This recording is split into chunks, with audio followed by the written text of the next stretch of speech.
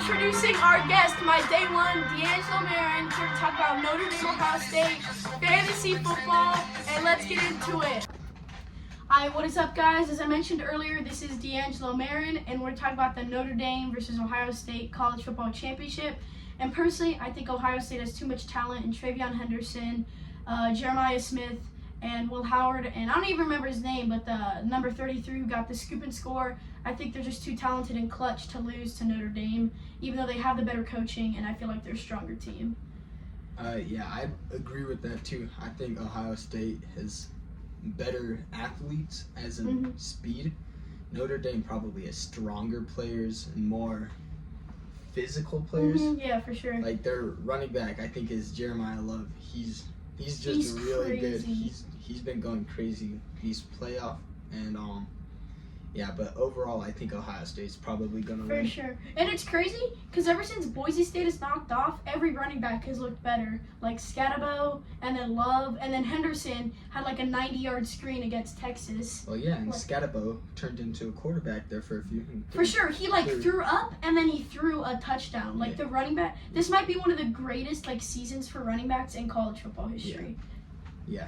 Very talented running backs this season. For sure. And I think so Ohio State's the 8th seed in the bracket form and Notre Dame's the 5.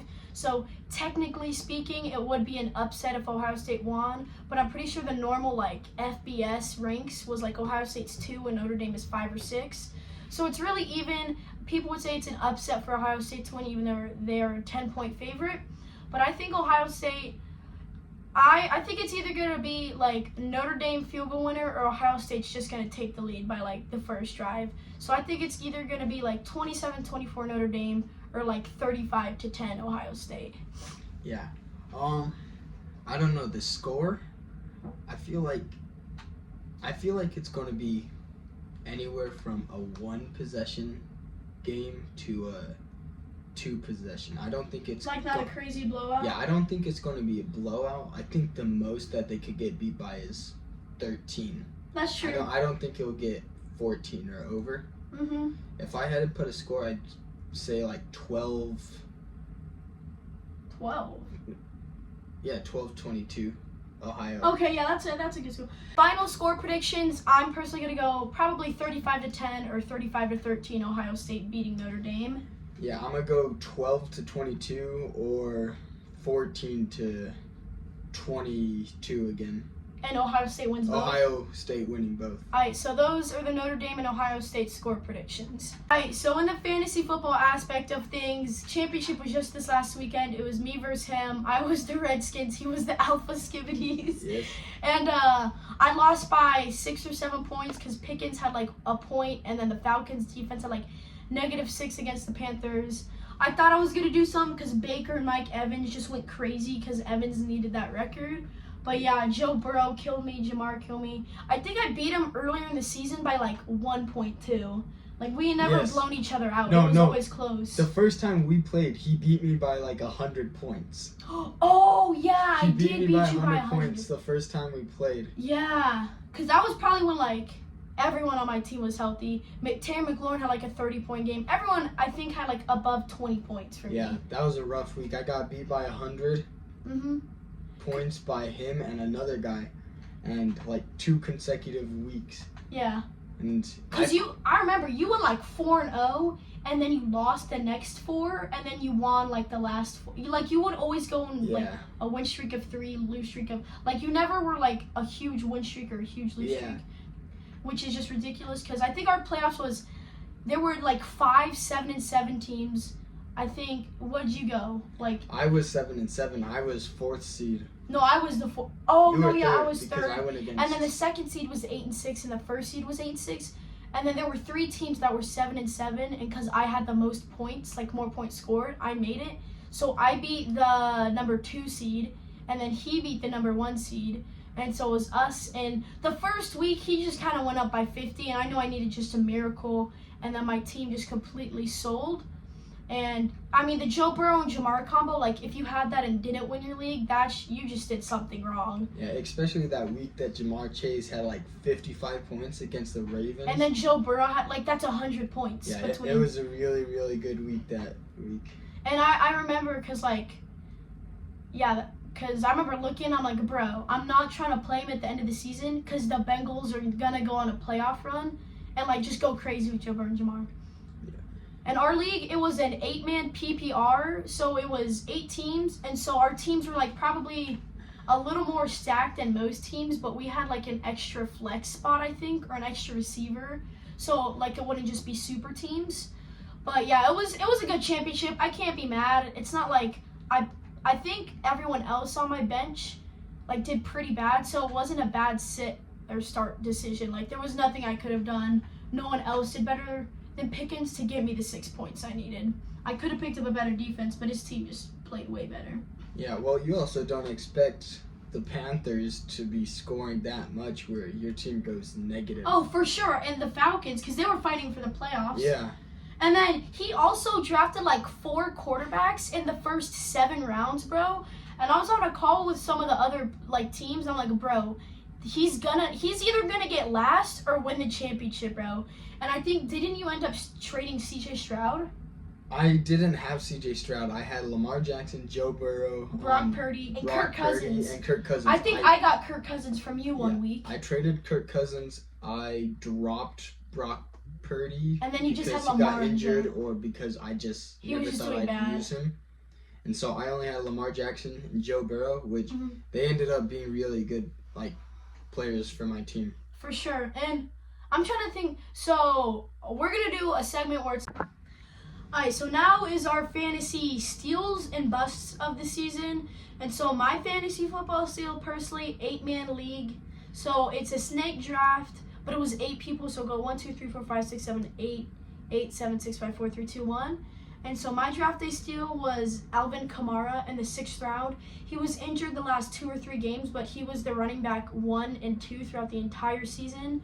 And yeah, he was a big steal because he wasn't like too late, but he was still like, you should have drafted him in the 1st round. And then my steal was Brian Thomas Jr., the rookie from Jacksonville. Yes, bro. I drafted him 15th round, and he ended up doing really good for me. He was like a top 10 wide receiver in fantasy. Yeah, and hot take, he should have gone to the Pro Bowl instead of Zay. Yeah, instead of Zay Flowers, bro. That was just like glaze for the Ravens.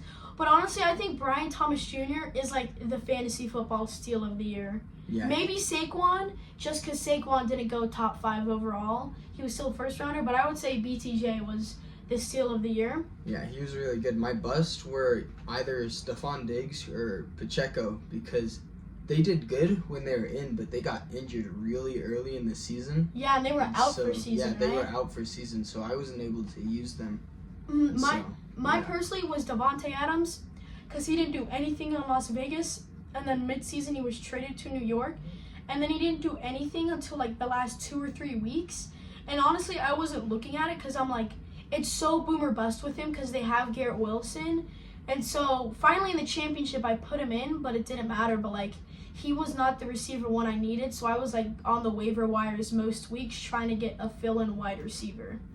But yeah, those are our steals and busts of the fantasy football season.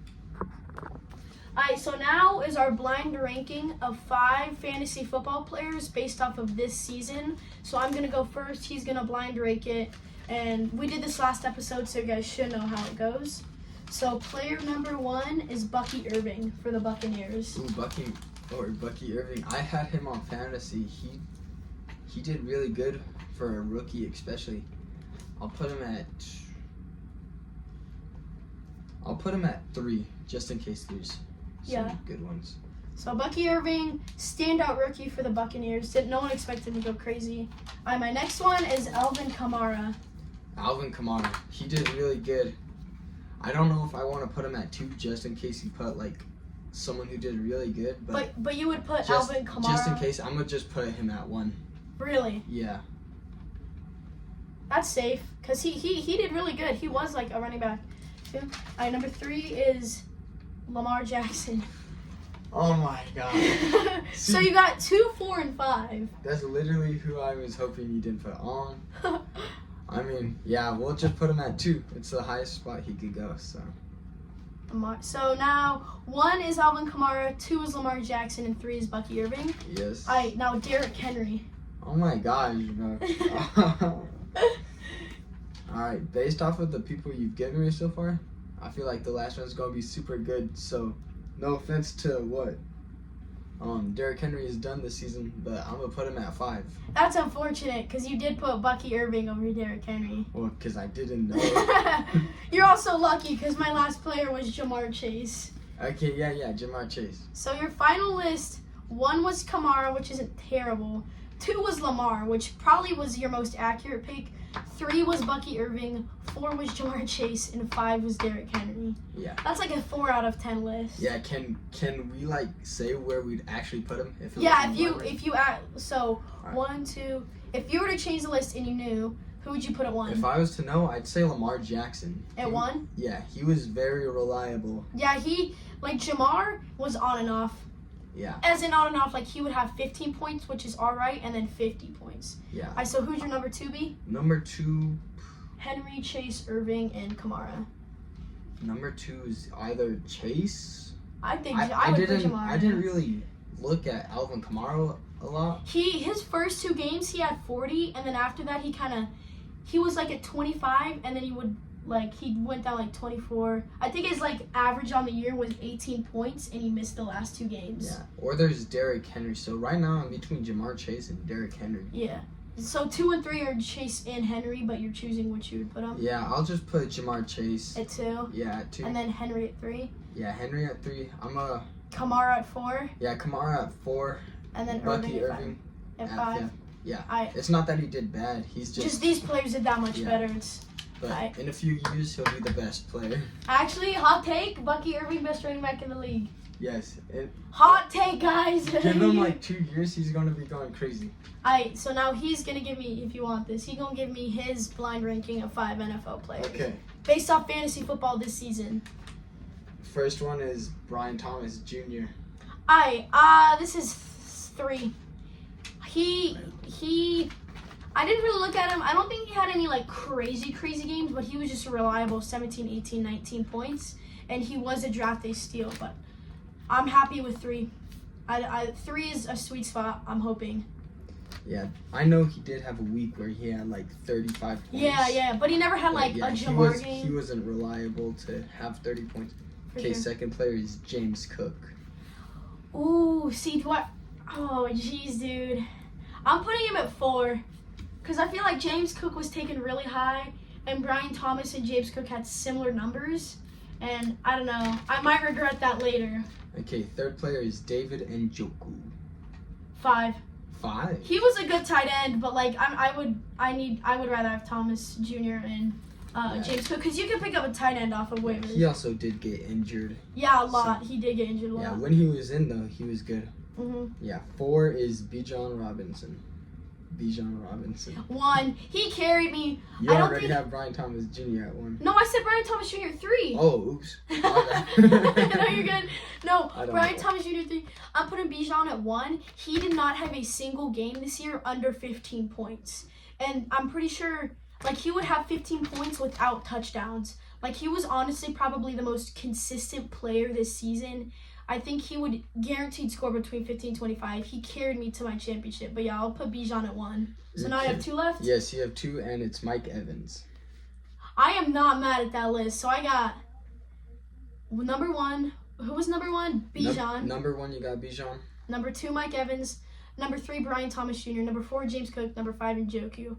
I'm not mad at that list. I think the only thing I would do is switch 3 and 4 with James and Thomas. Yeah, Jr. I could respect that list, actually. I lucked out. Yeah, I lucked out. The only thing is Mike Evans at the beginning of the season, because Chris Godwin was getting the ball. Godwin went crazy beginning of the season. Yeah, because I had Mike Evans at the beginning of the season, and I actually dropped him because he wasn't doing a whole lot. And he got injured too. Yeah, so if you had I think that's what I changed though, was Brian Thomas.